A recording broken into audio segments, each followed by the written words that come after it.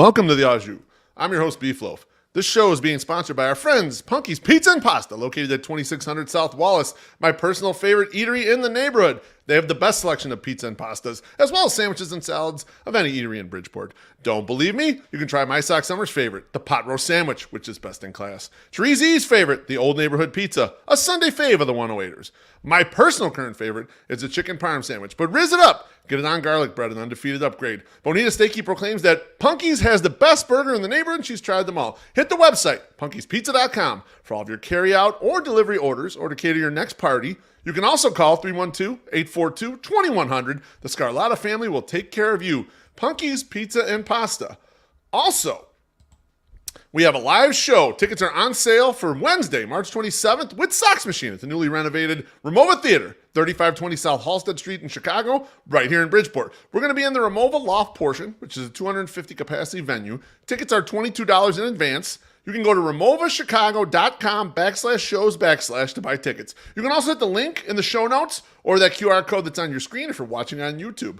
This show is also powered by you, the 108 supporter. Please subscribe to our YouTube channel. Feel free to tickle the undercarriage in the process. Like, comment, turn on notifications, and most definitely super chat, because that's how we get paid, and that's how we continue to make the content you know and love. Tonight's guest. Oh, yeah.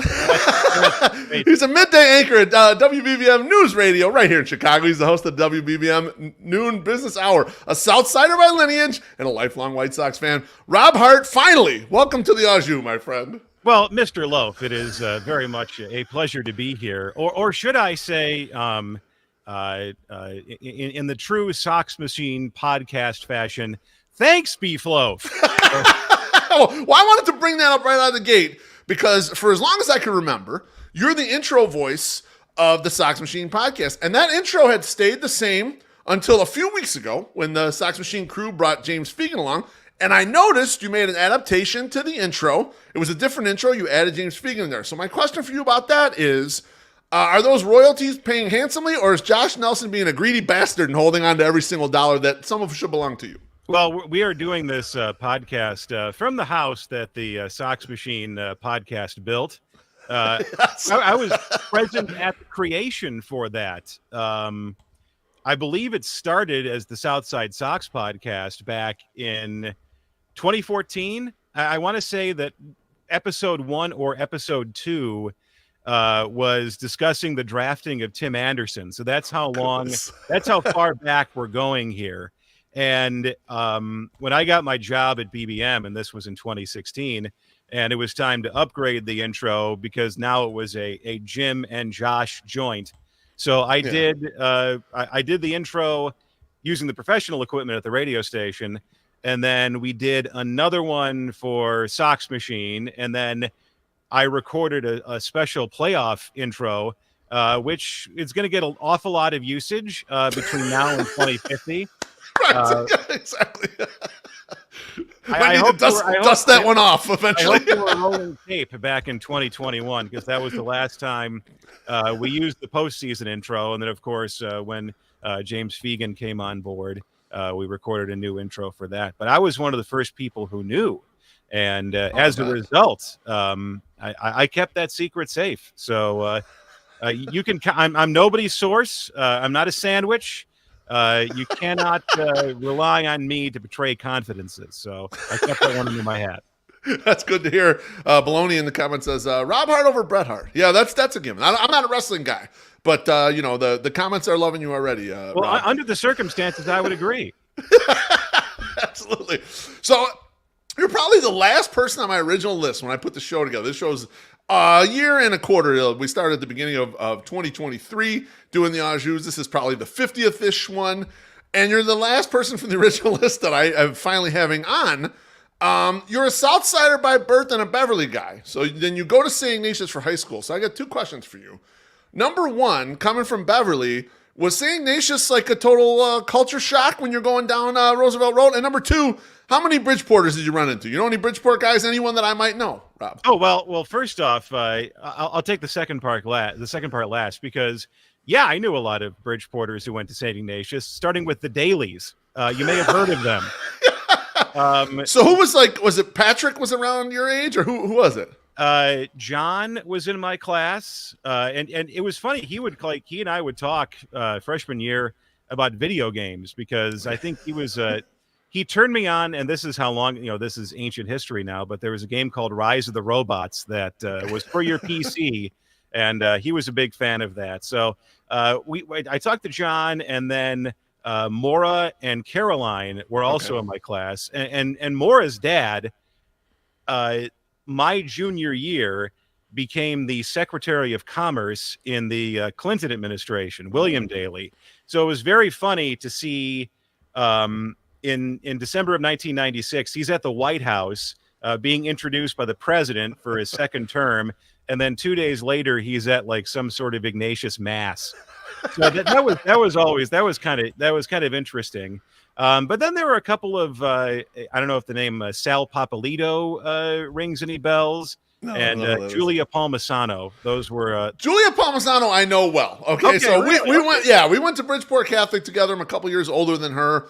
But yeah, my brother and I know her and Mary Fran really well. I hung out with them when we were kids or whatever. Yeah, great family, Palmisanos. They're really very nice people. So, and that was part of the thing about going to Ignatius that I really liked was you go from Beverly, you get on the train, and then you go downtown. You take the bus, the late great CTA Route 37 bus that would drop you off on Taylor Street. You'd go through the Al's Beef parking lot to go in the back door of the school.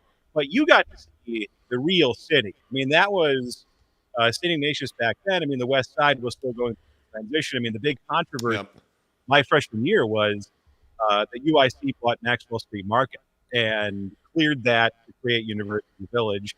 And you still had the Abla homes across the street. And it was, it was old-fashioned Little Italy. I mean, now it's like an entirely different planet. But to see, like, real Chicago. And this is what it was like for a lot of people.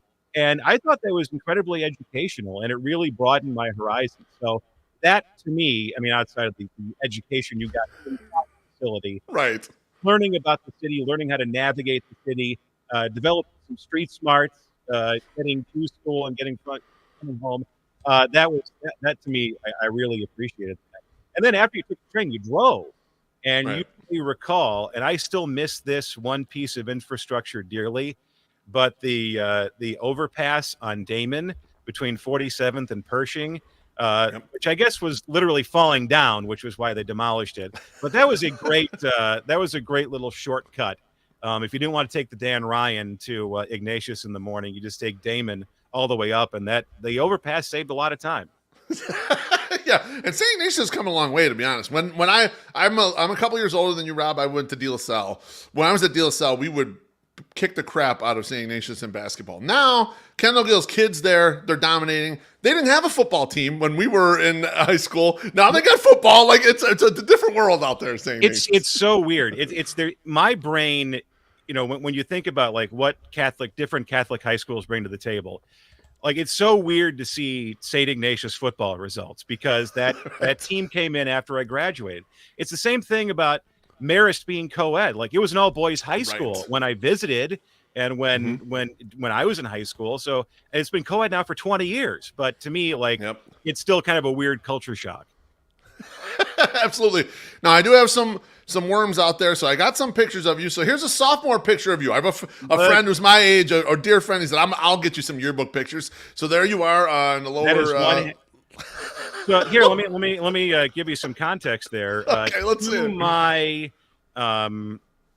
if you're watching on the left-hand side, that is Adam Harrington, who now works at Channel 2. Oh, goodness. He is also like a master of their archives. So if you look at the CBS2 YouTube account, and they will have like this day in history or something illustrating that's happened, that could illustrate something happening today from the Channel 2 past.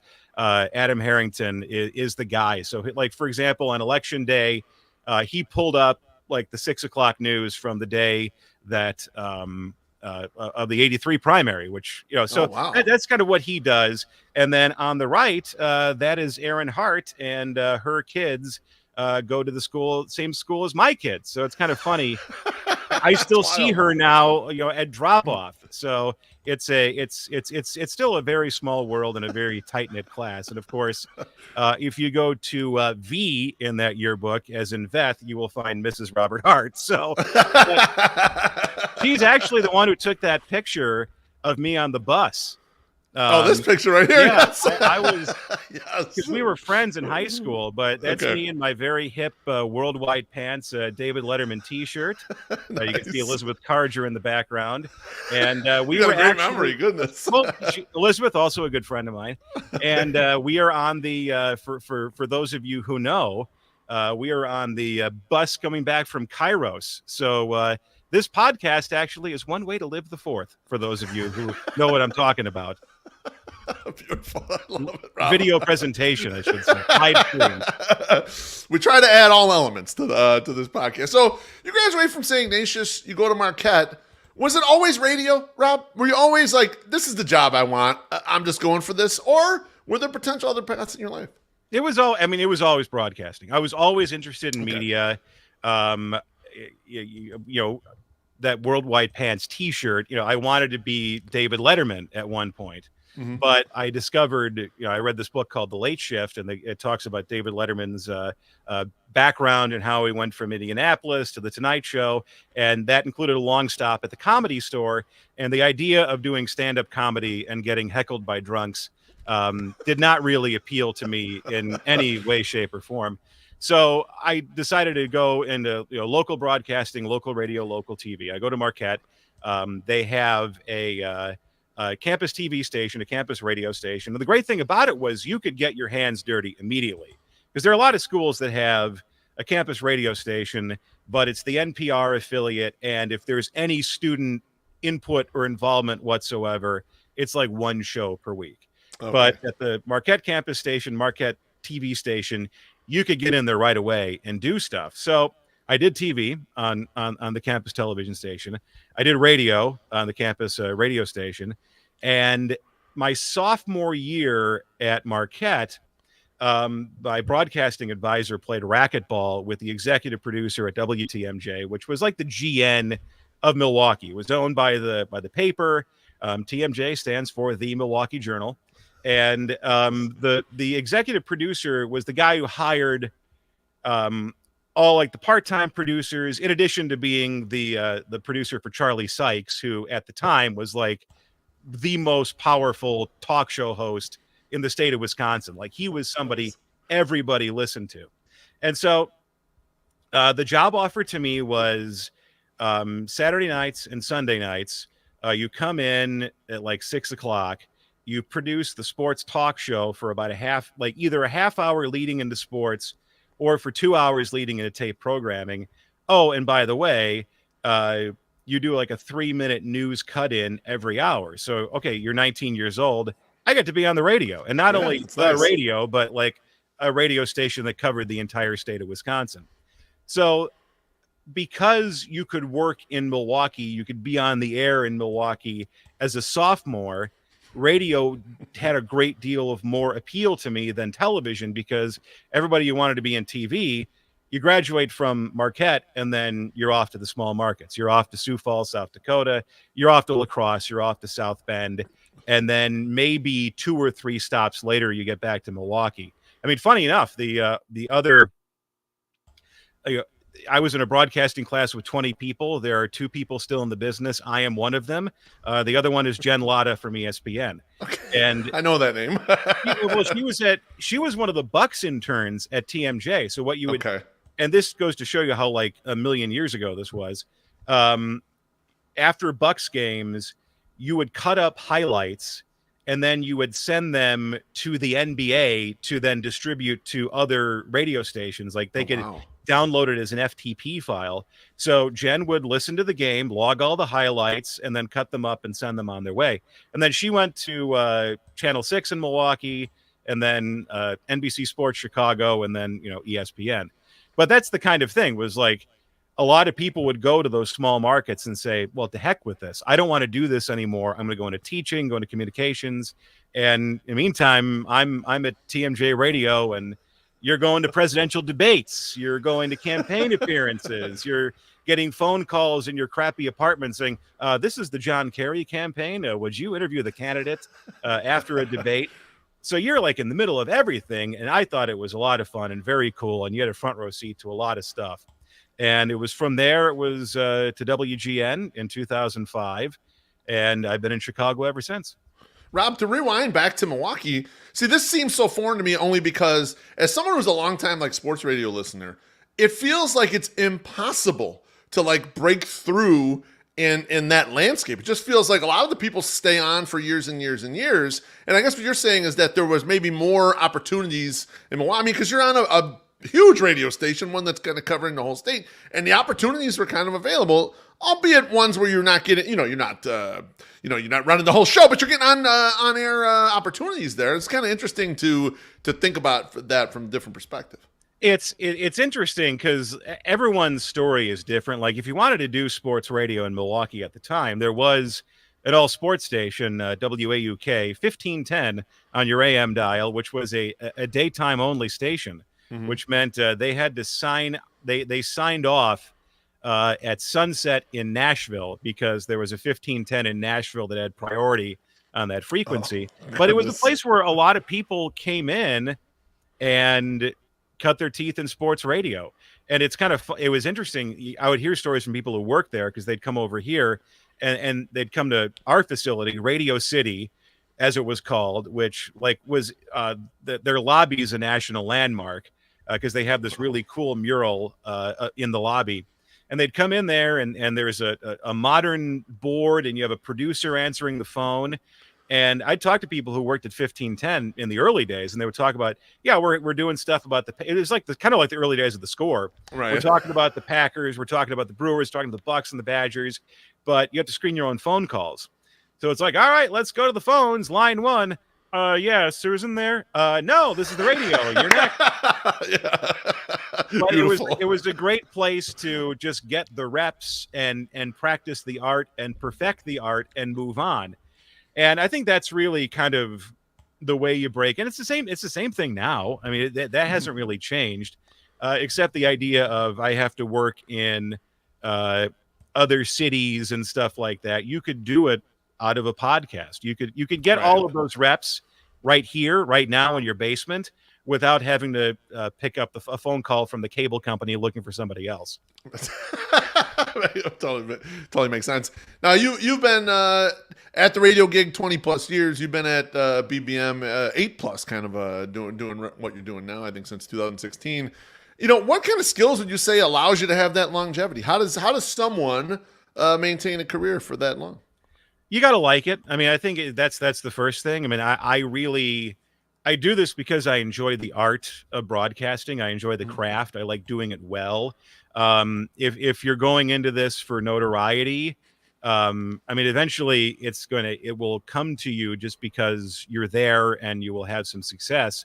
But there were so many moments of, and you are that if you're looking for notoriety or people to recognize you on the street, that's not going to happen. But it's something I like. And it pays for a middle class lifestyle. You can put your kids through school, and you can take care of everything you need to take care of. And if I didn't like it, and if it didn't provide a certain degree of material comfort, I wouldn't do it. But I've been very fortunate in that I've been able to do that for 25 years. And I think the other thing that works in my favor is that I was very stubborn. And that's a good quality, is that you just keep taking bites at the apple. You put up with the strange hours of the business. You're okay with getting up at 3 o'clock in the morning because you like what you do. And I think that's really the secret to success, is just kind of you like it. You enjoy it because you like doing it well, and you can support yourself doing it. And you have kind of a hard-headedness that allows you to put up with all the strange hours, because it's 24-hour business. It's the show starts at 5, or the show starts at 11 o'clock at night, or it starts at 6 a.m. on a Saturday, and you have to like it enough to do it at strange times of the day or night. Makes sense there.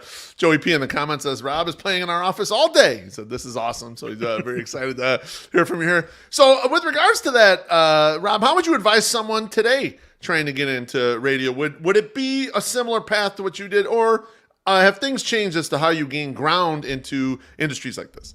There's something I keep saying, and that is, this is not the business I got into 25 years ago. It's just, and it's not a good thing or a bad thing. It's just, it's the march of time. And this evolution in technology, we all saw it coming. We didn't necessarily know how it was going to shake out economically, but I think it's very different now. And even if, I'm not going to say that if you want to, again, what I said before, if you want to do it, do it. If you like this, do it. Find a way to make it happen for you. Explore this aspect of your passion, of your personality, what you want to do, and then you'll decide, there's a future for me in this, whatever this is going to be.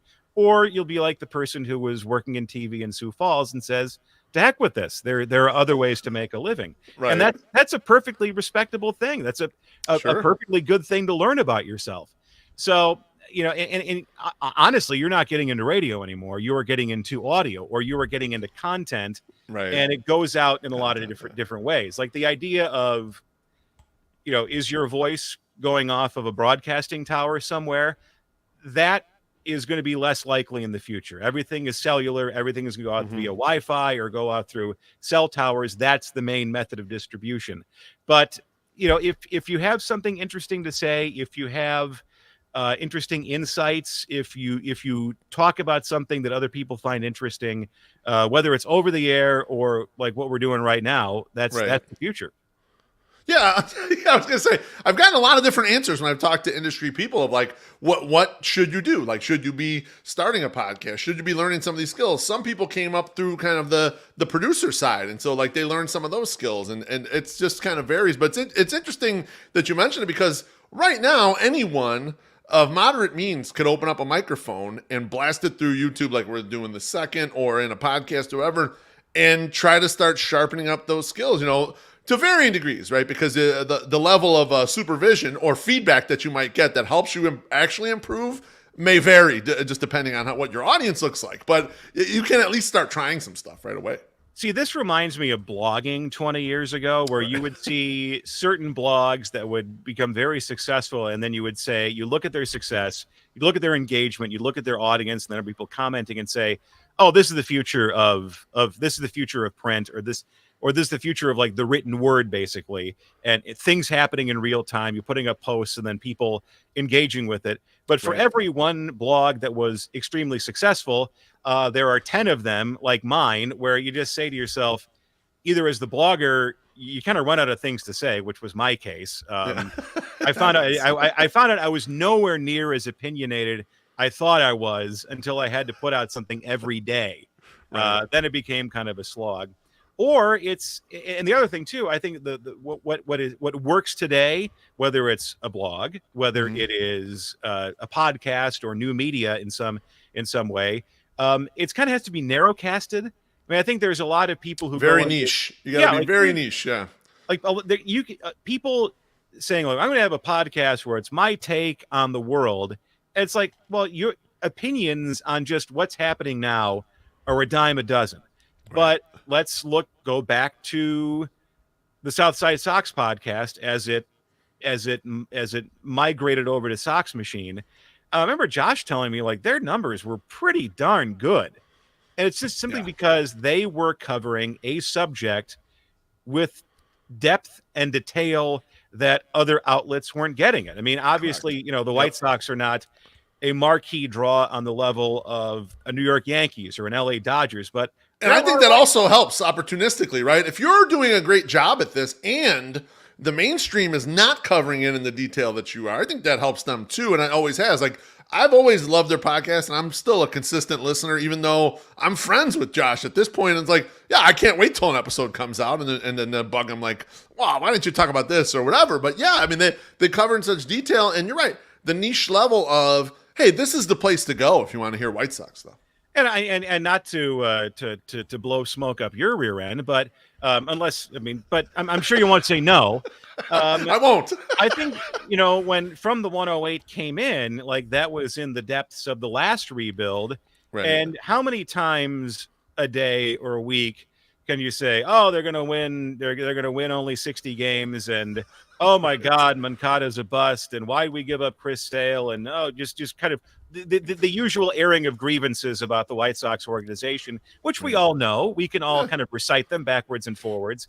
And just Absolutely. to acknowledge the fact that there is a fan base who actually enjoys going to games, and you kind of had to make your own fun and make your own amusement because the product on the field was, you had to look at it through eclipse glasses some days. It was so bad. And I think that's kind of where the following came from. Like the games are terrible, but going to them, baseball is still fun. And instead of just kind of lamenting the state of the team, you found a way to make it amusing. Well, I appreciate that, Robin. Yeah, we kind of go the opposite. When the team is down, that's kind of when we feel like we get growth, like comparative growth. When the team is good, like it's easy to talk about them. I think it's so we almost feel complacent sometimes when they were going good for a couple of years. Like, man, maybe we're not giving our best effort right now because it seems too easy. You say anything about the White Sox, everyone wants to hear about it. When it's in the down sleds where you really got to hustle and it's like, okay, let's make this interesting or creative or fun. I mean, that's really the hard thing. I mean, I actually had. I mean, I did. You joke about how 5 White Sox podcasts died as a result of something. Yeah. I was working at the Loop, and I came into the orbit of Chicago Now, which was the Chicago Tribune's attempt to build a digital brand like the Huffington Post, and a lot of people had blogs on different subjects. And so this is 2013, mind you, and I'm like, all right, I'm going to do a Sox blog for Chicago Now. And I'm going to have it was just basically like Jim's kind of editorial schedule, a game recap, and then insight about something else. And then the White Sox fell into a black hole in 2013. And I think I stopped posting sometime in June. That was the year after they made a nice run, surprising run. It was Chris Sale was young and everything in 12, and they fell apart. Because I remember my wife and I were on our 10th anniversary trip in 2012. We went to Vegas and went to Napa Valley, and the Sox were in first when we left, and when we came back, they were no longer in first because they had a really bad week while we were gone or whatever. And 13 starts off and got a lot of promise, and then they lost 99 games. Like, that was so bad. I went to opening day, and that was Chris Sale was Chris Sale, and it was like 33 degrees in the sun. It was cold. It was really cold. Yep. And then I think Tyler Flowers hit a home run, and that made all the difference. Yep. But that was the year of Jeff Keppinger being played out of position. It was. I mean, it almost became like a cruel joke what was happening to him. I think he finally got a base hit at the end of May. I mean, that's the kind of year we were talking about. Yeah, that put the first, when Rick Hahn was going to become the GM, I was really excited. I'm like, we have one of those smart young GMs. And then the Keppinger signing was the first thing in my head where I'm like, maybe this guy's not as smart as I think he is. I'm going to have to pay attention to his moves going on from here.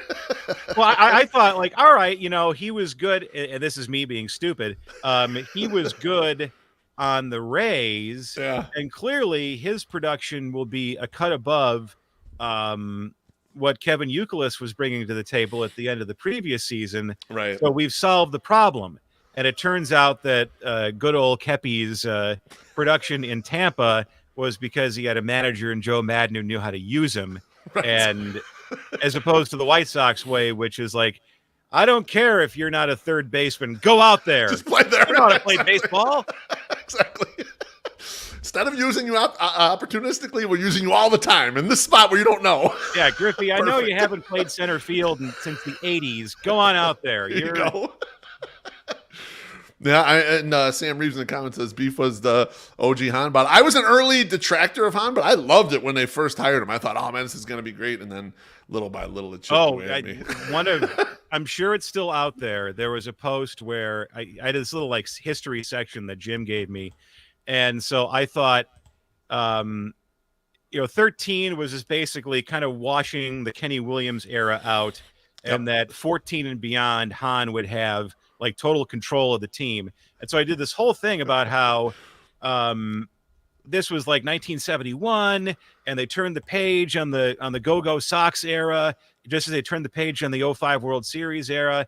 And this young guy, Roland Heeman, came in there, shook everything up, and got the White Sox back on track. And that Hahn was going to be that guy. Yeah. And there was a point in which I appeared somewhat correct, because they brought in Abreu, yep. and it's good signing. Avi Garcia was good before he got hurt and after he got hurt. Right. So it seemed like they had managed to pivot. Well, they had found money with Jose Quintana. It was like a guy that came out of nowhere, and he becomes a guy who was like a top of the rotation starter. So you're like, oh, they found something. Adam Eaton trade was another one. I was like, what's this? Like, how did they find this guy? Like, and keep in mind, Matt Davidson was supposed to be like the big get in that particular deal. Yeah.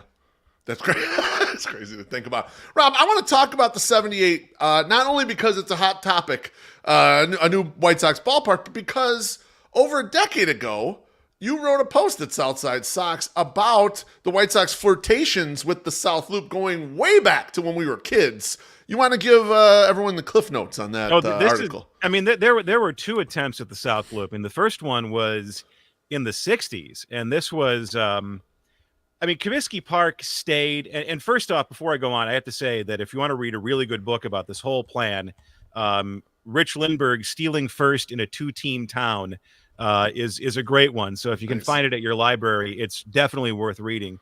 But his contention was that Comiskey Park was at 35th and Shields, more or less because the Comiskey family felt loyalty to the neighborhood that elected John Comiskey to the city council. So it was tie, it was Irish ties, it was political ties. That's what kept the Comiskeys at 35th and Shields. And then when the Allens came in after Bill Veeck sold, they were looking around. And this was the era of the concrete donut, and a lot of the original charter franchises in the American League were moving on. I mean, you had Griffith Stadium, the Senators left and went to Minnesota, and you had and a lot of those 1910 vintage ballparks were being abandoned for much larger concrete facilities that could be shared with football teams. So the Allens had this idea. They want to build an athletic facility, like an athletic district, on top of the train tracks leading into Dearborn Station, back when it was a functioning train station. Now it's the Dearborn Park neighborhood. But he wanted to get all of the other owners involved because they were going to have a baseball stadium that the White Sox and Cubs would share. And then there would be a football stadium. And then you would have a third facility for the Bulls and Blackhawks. And he went to the Wrigley's and they said, not interested. And they went to Hallis, and Hallis said, nah, not interested. And then they went to Wirtz, who I think owned both the Blackhawks and a piece of the Bulls at the time. And he said, thanks, but no thanks. We'll stay in Chicago Stadium. And that was it. Now, there was another attempt in the 80s when they were looking around for when Reinsdorf and Einhorn were looking around for a new ballpark. And ultimately, they settled on Addison, which that attempt failed via referendum. But the Harold Washington was the mayor, and he said, well, we have all this abandoned land just south of downtown. We'll give you the land for like $1. You can build the ballpark there. All you have to do is build a CTA station and hook it up to utilities, and you're good to go. And the White Sox said, nah, not going to do that. And so that was That's too much effort. That would have been visionary in the 80s, but we all know what happened after that. So, but there was some flirtation with the South Loop. So it's kind of interesting to see this vision possibly see the light of day about 60 years after the fact. I was going to say, well, in the 80s, I remember this, and in the article, I think you wrote that some of this got derailed too because Harold Washington passed away in office. I remember that. I'm like in third grade or whatever. I remember they announced it but it's kind of interesting. Like the South Loop area though there was nothing there. I mean, people think of the South Loop now. And it's like, oh, it's a vibrant neighborhood. There's homes. There was nothing in the South Loop. That was empty. I mean, people look in Ferris Bueller's Day Off where they take the car after they had parked in the valet, where they're jumping. That's right there where they want to do the park on Clark Street. Like and there's nothing around it. Like there's an absolutely abandoned kind of area at that point. I mean, it was there were a lot of townhouses there in the 90s, but right. If you went to the intersection of Clark and Roosevelt, I mean, it was just a bridge. I mean, there was that the Target wouldn't come in for a couple of more years, and really you didn't start to see development pop up on that side of the land until they built that apartment complex, the condo complex with the movie theater and all that stuff over there. But it was abandoned railroad land. I mean, I would take the train in, and you would see like these tracks that had been rusting since the early 1970s, and they're still rusting, at least where the White Sox are planning to go. Right. Yeah, exactly. I mean, I don't think a lot of people can envision it. They need to take a drive down Clark Street just to see kind of like where this thing is at, to really know kind of where here's going to be the location. But Rob, are you excited about a potential new stadium at the 78? I mean, I think I'm mixed because one, I've been to PNC Park, and I can see how transformative that type of baseball facility could be, where you have this just gorgeous vista of the Chicago skyline in the background. I mean, it could really make the White Sox a national showcase. On the other hand, I do believe that Guaranteed Rate Field it's unfairly maligned. I think it's a perfectly fine place to see a baseball game. It suffers in comparison to Wrigley Field, and right. I think it suffers because of the toxic process that led to its construction. But I lived in Bridgeport for a couple of years. I lived at 36th and Parnell, and before moving a block away, and I went to like 20 games a piece in 06 and 07 and 08. Like, I followed the 08 team from start to finish. And it was great to walk to. Once you go inside, there's a lot of options for eating and drinking. And I also would feel bad for the neighborhood because there are a lot of businesses that really benefit from having the White Sox there. And so I would feel badly for Cork and Kerry at the park, and for Freddy's, and for Pancho Pistolas, and for Wings and Rings, and all the places. I mean, Maury O'Malley's, I guess, is gone for good. It's gone, yeah, unfortunately. All 35th Street Red Hots, like all the places that Turtles. were around Sox Park that rely on that business, and even though they're moving just a couple of miles away, they're going to lose out, and I don't think they need to. They don't need to suffer collateral damage just because baseball fans are fickle, and because the national baseball writers would rather be at Clark and Addison. It's true. It's true. It's true. No, it's true. I mean, part of this, not to take it off on a tangent, part of this is the land war that they lost. The White Sox have lost the land war in Chicago, and they lost it to another ballpark. When we were kids, Rob, Wrigley Field was not packed. If you watched the game on WGN, the 120 start, there was empty. There was no one in there, okay? Things changed between then and now, and they gathered market share, and they crushed the White Sox from that respect. And some of this, to me, is just like, hey, we got to try to get back. That the new ballpark is a little bit of that, in my opinion. And you wonder, the one thing about Guaranteed Rate Field, there's the big discussion about can we develop the parking lots and turn that into a mix? I'm like, why not? I mean, I guess you have to see how that flies with the people who live on the other side of the viaduct. You have to ask Mr. and Mrs. 34th and Normal how they feel about that. Right. But you could easily do that. But you got to remember, the reason why it was this ballpark that put you far away from the action in the center of a bunch of parking lots was items 1 and 2 on fan surveys about what they didn't like about Comiskey Park back in the 80s. They didn't like the fact that you were sitting behind a post. They didn't like the fact that if you wanted to park, you had to park in the neighborhood, and if you parked in Bridgeport, you had to pay some guy $20 to watch your car. Because if you didn't do that, some guy named Hammers would. There may or may not be. There may or may not be organized crime in Bridgeport. I'm not saying. I'm just saying. Yeah, that's a great call. So they wanted to play. They wanted a safe place to park the car, and they wanted to go into a ballpark that didn't have any support beams, and that's why the upper deck was way the hell up there and so far away from the field. Yeah. I'll assume we forget. So what's the fans like in general, or the general public, getting wrong about the early reports of the potential new stadium at the 78 for the White Sox? I think what we saw on Friday, the Crane story about the $1 billion ask from from Jerry to the state of Illinois. It's like you can ask whatever you want. I could ask for $1 billion. I'm deserving too, but that would be above and beyond the subsidy for basically any sporting facility in America. I mean, I was looking at the list. First off, the list of the most expensive ballparks.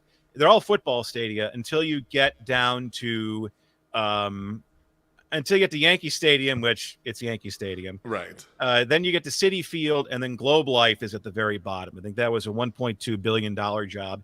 And even then, they did a similar thing in Texas to what Jerry wants to do, where they rolled over the sales tax from Jerry World, the AT&T Stadium, and rolled that over to pay for the ballpark. And I think he wants to roll the guaranteed rate field tax over into the new ballpark, which, I mean, you have to ask. The Cubs asked for a $200 million subsidy for the Wrigley Field renovation in 2012, and they walked away with nothing. I was going to say they got one of these, is what they got. So it really depends on the appetite of state lawmakers to allow that to happen. I mean, I think honestly that proposal on Friday was not aimed at the general public. It was not aimed at you. It was not aimed at me. It was aimed at the Bears. It was a way of telling the Bears, like, you bought that land in Arlington Heights, build the stadium there. Do not come back to Chicago, and that's our pot of money, mine. And we want this. Sorry. That's the message that proposal sent. But there's a very good chance that gets whittled down to $500 million, or it gets whittled down into some sort of subsidy within the 78, and all parties can walk away saying, yeah, well, it's public money, but it's money generated by what's now a vacant lot. So you wouldn't have got anything. They won. Yeah, right, exactly. Tim Maher in the comments says, my dad would pay $20 to park in a gravel lot. That may or may not be the spot Loaf lives right now. Loaf, our family will never forgive you. I'm sorry. I don't have the $20 right now. All right, Tim, I apologize. But they watched your car, right? Allegedly. I mean, I'm it wasn't me. That's all I got to say. No, I was trying to compartmentalize this too, Rob. Is like, they're asking for all this money, but I was thinking, big businesses often lease space, right? And so in a way, like, let's say it wasn't government money and it was some private investor wanted to build this and then rent it to the White Sox. There'd be no real problem there. The problem is that this money never seems to come all the way back. I think it's at least the minimum the perception, and more likely the reality is like, yeah, happy to lend it to you if we're going to get this back plus some interest, and we're going to be doing real business here, not just here's a free roll for you. Well, that's what happened with the United Center. Was after all that, like this intergalactic opera of trying to get the new Comiskey Park built, the midnight deadline. If you can listen to the deliberations in the Illinois General Assembly on June 30th, 1988, the WMAQ radio reporter from who was in Springfield, Charles McBaron, rolled tape that night. And so he's doing play-by-play, and he's talking about how, like, Jim Thompson is down there, and he's promising if you wanted something out of him, you got it as long as you voted yes. For the vote. Like, that's how crazy it was. And then you could hear the midnight time tone hit, and then 90 seconds later, the gavel comes down, and the bill passes. But it was insane. And after that, they decide to build the United Center entirely with private funds. Like they arranged private financing, and I think they had more suites and more revenue opportunities in the UC to pay off those bonds versus a ballpark. Mm-hmm. And so, but that's another issue that they wanted to address was they bought the team, Reinsdorf and Einhorn did, for $20 million in 81. And then by the time 1987 rolled around, they said, we've spent $20 million on the ballpark, just trying to fix it up. And the list of problems is unending. So they wanted a facility where they could get all the revenue out of it, but they didn't want to pay to upgrade it, and they didn't want to pay the property taxes. So they were more than happy to rent. But I look at it this way: if you're in the real estate business and you're building a ballpark in what could be a very hot neighborhood, why not own the land? why Right. not take the property tax hit? Because that is a really an incredibly appreciating asset. But then again, You'd think so, right? I'm just some guy on the radio. I'm not the billionaire real estate person. But to any billionaire real estate people who are listening, who want some ideas, you know where to find me. You got it. We got a super chat that's from Josh Nelson. He says, Rob, big fan. Are you surprised we haven't heard about ideas, proposals, building a new stadium by the United Center? And thanks for the super chat, Josh. Appreciate it. Well, Mr. Nelson, thank you for a longtime listener, first-time caller. That was kind of an interesting thing that came and went about how they purchased that parcel of land near the UC, potentially for a White Sox ballpark. I guess you could put one there. Right. That could be plan B or plan C, depending on how this 78 thing shakes out. And at the end of the day, I guess you can just put another parking garage on there for Bulls games, or build an entertainment district over there. Right. Yeah. No, that's absolutely true. I mean, it certainly can work. I mean, obviously the stadiums have worked over there. Rob, am I off base thinking that some of the appeal here is the White Sox looking to harvest a quote unquote new fan base, not trying to run us off who are currently fans, but trying to accumulate new fans, potentially at the cost of running off old fans? I mean, I don't know if you run off old fans. I mean, I think if you've stuck with the team since 2013, you're a White Sox fan. I'm sorry, that's who you are. You can't. There's no escaping now. That's right. You can't get out. This is like Scientology. You're going clear at this point. You're in. That's it. So I don't know if you're going to run off old fans. Concerns about parking notwithstanding, but I understand.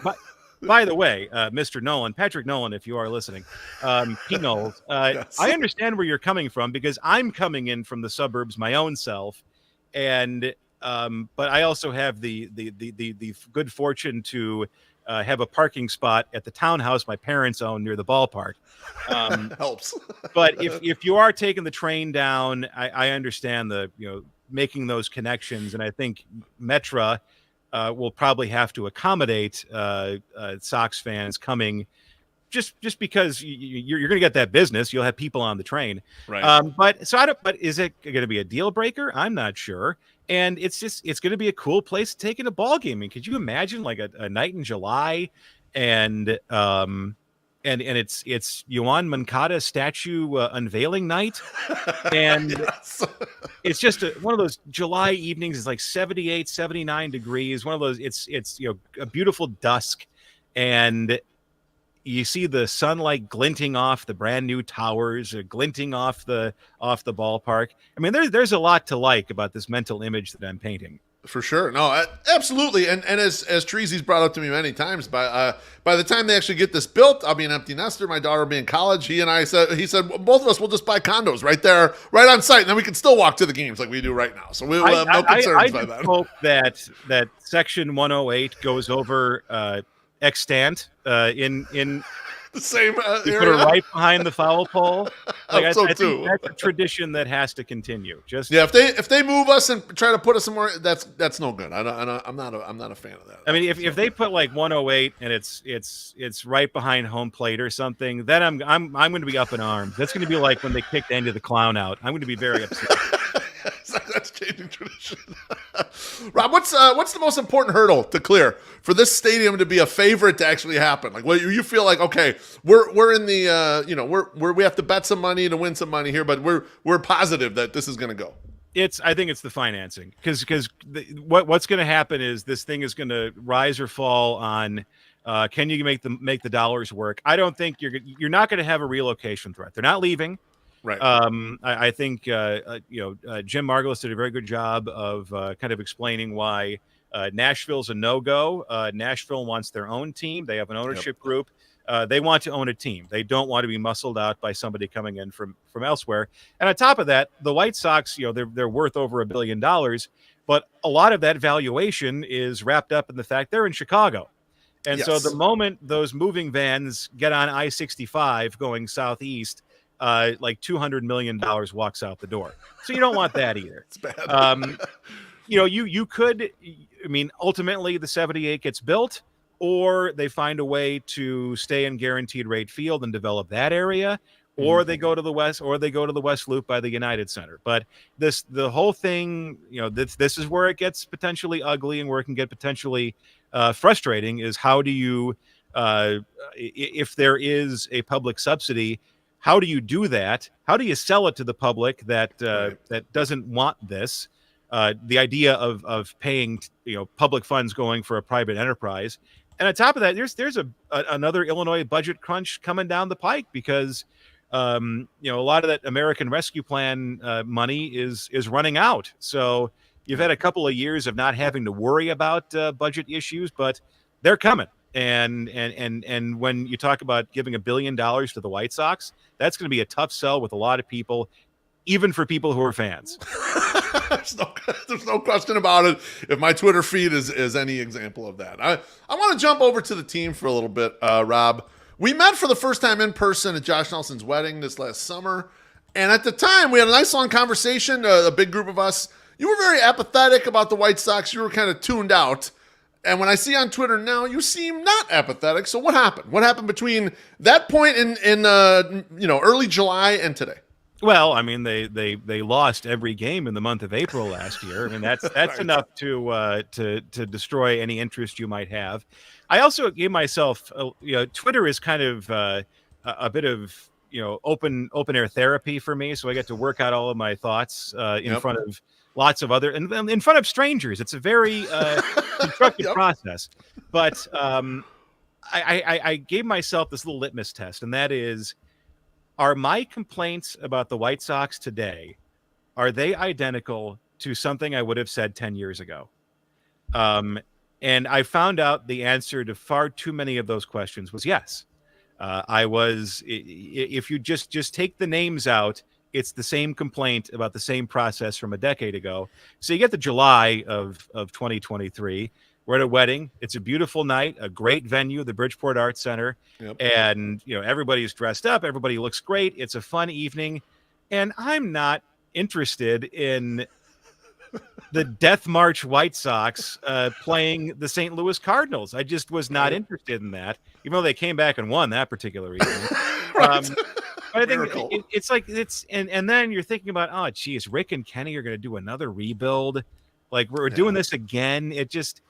And then even the Chris Getz announcement, I thought, is it going to be more of the same? And then the story started coming out. You heard it on the White Sox Talk podcast and from different sources about how Rick and Kenny were not on the same page, and they might not have been in the same city, metaphorically speaking. And at some points they might have been actively trying to undermine each other. There was the story about draft day plans being blown up by, like, some scout would get up and say, "I don't care if you don't draft this guy, I quit."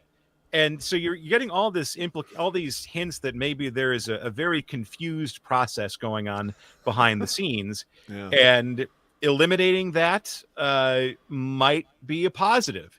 And I was prepared for all the bad stuff that happened with Getz. I mean, you saw the story immediately that they're going to bring in Dayton Moore. They're going to trade for Sal Perez. Whit Merrifield's coming in, and then. None of that happened. Your cynicism is warranted. I mean, I think, they wait. Yes. You're not wrong, but it didn't happen. They brought in Brian Bannister. They brought in Jesse Barfield. And so, or Josh Barfield, Jesse's his dad. They brought in Josh Barfield. And I think a lot of the coaching staff moves, a lot of the analytics staff moves, a lot of the people he has hired around him are interesting. And I think interesting enough that he merits the benefit of the doubt. And so, I think if you're going to see any improvement this year, and what's an improved team? I mean, a 75-win team, that's a 14-win improvement. I mean, you're still a losing team, but that's a lot of progress. Yeah, that'd be an improvement, but also the playability a little bit on the field, right? There was so much sloppiness kind of throughout, and any aspect of the team you could look at. they walked way too many. The control on the pitch. The defense obviously has been highlighted to be terrible and gets went after it. But even guys' plate appearances were just atrocious a lot of times. It was like this, they're either not concentration or they just don't have the talent to do this. So like there's a lot of areas where it could look more playable and they could win, like you're mentioning, 74 games or something like that. And it'll look much different, Yeah, I mean, because they've addressed the defense. I think you've talked about that at length, is that, they've added wins just by having people who can catch the ball. And I think, if there's going to be a surprise, it's going to be in what Bannister does with the pitching staff. Because if he could fix some guys, then all of a sudden you're having a different conversation. I don't know about the offense just yet. I think what's nice, though, is having 70 guys in camp. And you might say, well, are these wasted roster spots? Would you rather have a young guy kind of fighting for a shot as opposed to bringing in a Moustakas is at the end of his career? And I say, no, that's fine. I think it's going to be a very competitive camp. Yep. And you're going to have players who are a lot more focused, I think, coming out of spring training because roster spots are not assured. Right. And one other thing, and this is going to be make or break time for Grifol, because I know he's Mr. Personality. I mean, I know he's got like, oh yeah, I know like he's, he makes Ozzie Guillen seem taciturn. Oh yeah, like that's how much personality we're talking about with Grifol. This could be make or break time for him too, because I understand where he's coming from talking about culture, because you're probably hinting at things you can't really say. Right. Yes. But we all knew this was not a harmonious clubhouse, even when things were going well. Going back to 2020, you recall how they went on that great run during that shortened season, but it required Dallas Keuchel yelling at them. Everybody who left mad. Everybody hinted that there was discord on the team. I think it worked in 21 because people listened to Tony.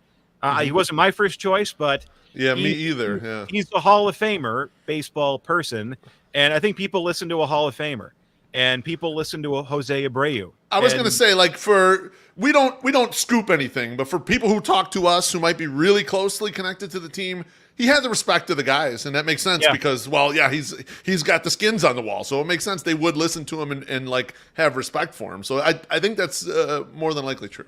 So we're bringing Moustakas in, you're bringing in Maldonado, you're bringing in a lot of these grizzled veterans who I think the goal is to actually get some heads screwed on straight after a couple of years of a really dysfunctional organization. Yeah, absolutely. I couldn't agree more as to like why they're at least intriguing at this point. Why you're at least like, what's the next thing going to be, or how is Getz going to handle this? And with the 70 guys, Rob, I have thought all this offseason when people are like, it looks rudderless, Getz hasn't made any big moves or whatever. And I think the thing they struggled with the most in we'll call it the Rickham GM era. I'm not going to assign who did what out of him or Kenny. But they were horrible at shopping the bottom of the market. They almost never found something. The Johnny Cuetos that they found were super rare. Usually when they were filling in around the roster, they did a horrible job of it. Those guys were negative win players. Urban Santana. Yeah, exactly. It was another, trash, That's another great moment in my baseball fandom. This was, I think, our youngest daughter, Gwendolyn, was maybe 2 weeks away from making her debut. And I think Kathy at that point was home. She had started to leave at that point. So it's like you can sleep, and I'll take the girls to the ballpark because my weekend was in the middle of the week. It was a Wednesday afternoon against Tampa, and I go there, and I think Moncada hits a home run. It's like, hey, all right, we're off and running. And then we go upstairs to like run in the fundamentals area, and then by the time we went back downstairs, it was 7-1.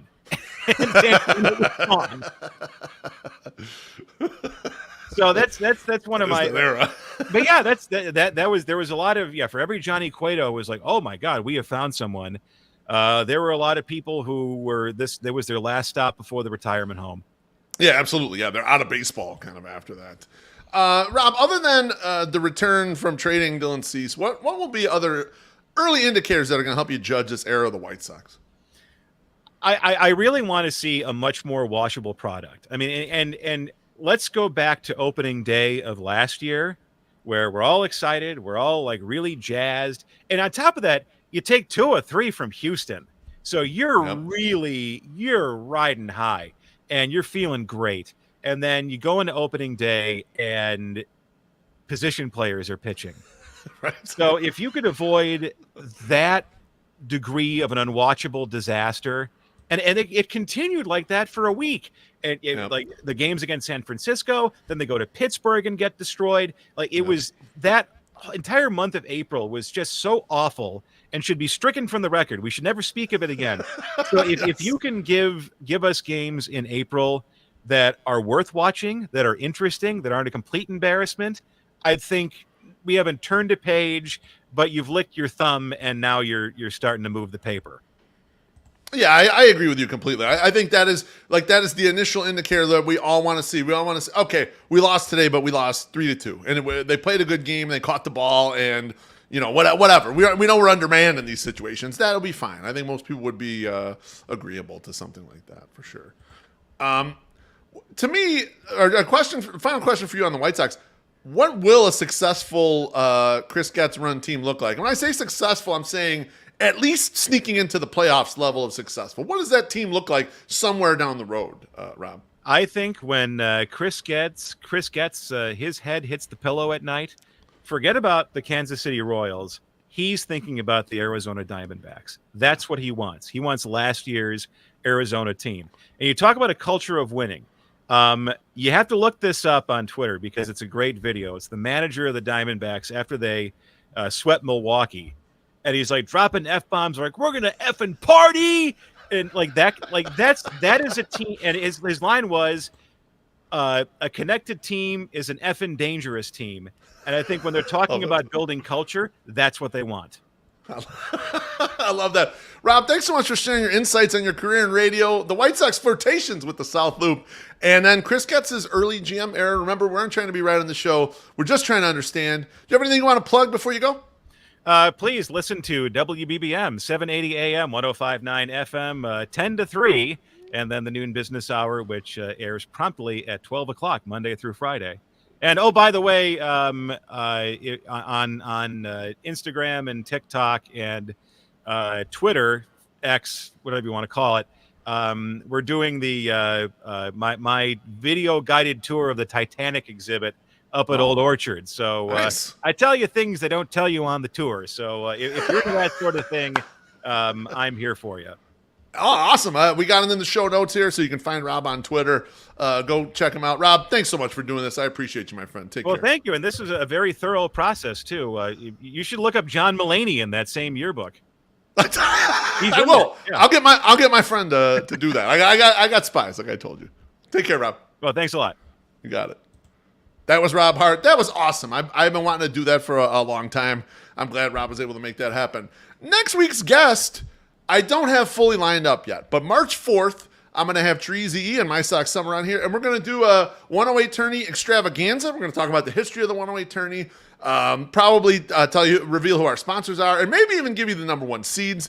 That's going to be a great time. And then March 11th, I'll have Tom Fornelli back on here for his third time. We're going to talk a little college football. He's going to ease me on Iowa football, which my wife makes me watch every Saturday, and give me his early thoughts on the White Sox.